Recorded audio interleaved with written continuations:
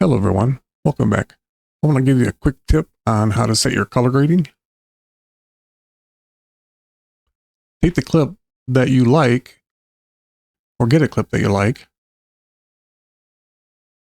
and I want to match that to this. And pay attention how bright it is. It's going to look quite a bit different in a moment. Go to the color page, select both clips, and then right click on it, and shot match.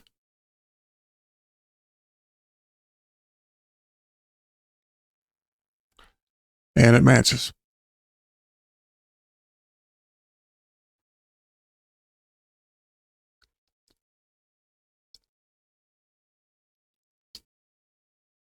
There's the difference.